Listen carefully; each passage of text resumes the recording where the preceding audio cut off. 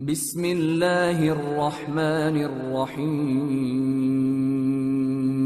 شروع اللہ کا نام لے کر جو بڑا مہربان نہایت رحم والا ہے۔ بکھیرنے والی ہواؤں کی قسم جو اڑا کر بکھیر دیتی ہیں، پھر پانی کا بوجھ اٹھاتی ہیں، پھر آہستہ آہستہ چلتی ہیں، پھر اس چیز کو یعنی بارش کو تقسیم کرتی ہیں کہ جو وعدہ تم سے کیا جاتا ہے وہ یقیناً سچا ہے، اور انصاف کا دن ضرور واقع ہوگا۔ اور آسمان کی قسم جس میں کئی رستے ہیں کہ اے اہل مکہ تم ایک اختلاف والی بات میں پڑے ہوئے ہو، اس سے یعنی عقیدہ آخرت سے وہی پھرتا ہے جو اللہ کی طرف سے پھیرا جائے۔ اٹکل دوڑانے والے ہلاک ہوں جو بے خبری میں بھولے ہوئے ہیں، پوچھتے ہیں کہ جزا کا دن کب ہوگا؟ وہ دن ہوگا جب ان کو آگ میں عذاب دیا جائے گا۔ اب اپنی شرارت کا مزہ چکھو، یہ وہی ہے جس کے لیے تم جلدی مچایا کرتے تھے۔ بے شک پرہیزگار بہشتوں اور چشموں میں ہوں گے، اور جو جو نعمتیں ان کا پروردگار انہیں دیتا ہوگا انہیں لے رہے ہوں گے۔ بے شک وہ اس سے پہلے نیکیاں کرتے تھے، رات کے تھوڑے سے حصے میں سوتے تھے اور صبح کے اوقات میں بخشش مانگا کرتے تھے، اور ان کے مال میں مانگنے والوں اور نہ مانگنے والوں دونوں کا حق ہوتا ہے۔ اور یقین کرنے والوں کے لیے زمین میں بہت سی نشانیاں ہیں، اور خود تمہاری جانوں میں، تو کیا تم دیکھتے نہیں؟ اور تمہارا رزق اور جس چیز کا تم سے وعدہ کیا جاتا ہے آسمان میں ہے، تو آسمان اور زمین کے مالک کی قسم یہ اسی طرح قابل یقین ہے جس طرح تم بات کرتے ہو۔ اے نبی، کیا تمہارے پاس ابراہیم کے معزز مہمانوں کی خبر پہنچی ہے؟ جب وہ ان کے پاس آئے تو سلام کہا، انہوں نے بھی جواب میں سلام کہا۔ دیکھا تو ایسے لوگ کہ نہ جان نہ پہچان۔ پھر وہ اپنے گھر جا کر ایک بھنا ہوا موٹا بچڑا لائے اور کھانے کے لیے ان کے آگے رکھ دیا۔ کہنے لگے کہ آپ تناول کیوں نہیں فرماتے؟ اور ان سے خوف محسوس کیا۔ انہوں نے کہا کہ خوف نہ کیجے، اور ان کو ایک دانشمند لڑکے کی بشارت سنائی۔ تو ابراہیم کی بیوی چلاتی آئیں اور اپنا منہ پیٹ کر کہنے لگیں کہ ایک تو میں بڑھیا، اوپر سے بانجھ۔ انہوں نے کہا تمہارے پروردگار نے یوں ہی فرمایا ہے، وہ بے شک صاحب حکمت ہے، خبردار ہے۔ ابراہیم نے کہا کہ فرشتو، اب تمہارا اصل کام کیا ہے؟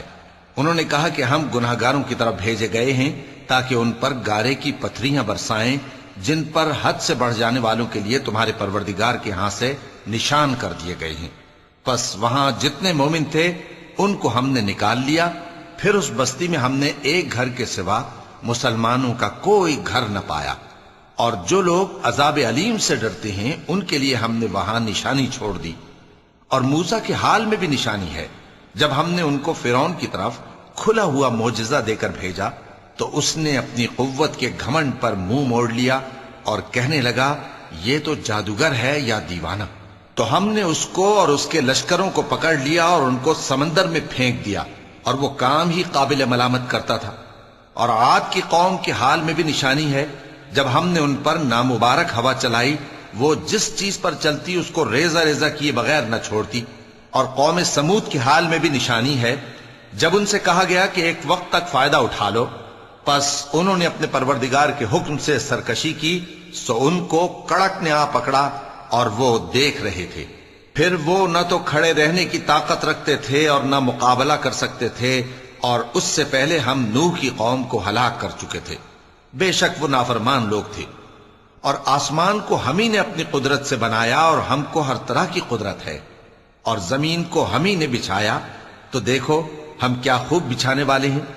اور ہر چیز کے ہم نے دو دو جوڑے بنائے تاکہ تم نصیحت حاصل کرو۔ تو تم لوگ اللہ کی طرف دوڑ چلو، میں اس کی طرف سے تم کو صاف صاف خبردار کرنے والا ہوں۔ اور اللہ کے ساتھ کسی اور کو معبود نہ بناؤ، میں اس کی طرف سے تم کو صاف صاف خبردار کرنے والا ہوں۔ اسی طرح ان سے پہلے لوگوں کے پاس بھی جو پیغمبر آتا تو وہ بھی اس کو جادوگر یا دیوانہ کہتے۔ کیا یہ لوگ ایک دوسرے کو اسی بات کی وصیت کر مرے ہیں؟ نہیں، بلکہ یہ شریر لوگ ہیں۔ تو اے نبی ان سے منہ موڑ لو، تم کو ہماری طرف سے ملامت نہ ہوگی، اور نصیحت کرتے رہو کہ نصیحت مومنوں کو نفع دیتی ہے۔ اور میں نے جنوں اور انسانوں کو اسی لیے پیدا کیا ہے کہ وہ میری عبادت کریں۔ میں ان سے رزق تو نہیں مانگتا، اور نہ یہ چاہتا ہوں کہ وہ مجھے کھانا کھلائیں۔ اللہ ہی تو سب کو رزق دینے والا ہے، زور آور ہے، مضبوط ہے۔ سو کچھ شک نہیں کہ ان ظالموں کے لیے بھی عذاب کی نوبت مقرر ہے، جس طرح ان کے ساتھیوں کی نوبت تھی۔ تو ان کو مجھ سے عذاب جلدی نہیں طلب کرنا چاہیے، پھر جس دن کا ان کافروں سے وعدہ کیا جاتا ہے اس سے ان کے لیے خرابی ہے۔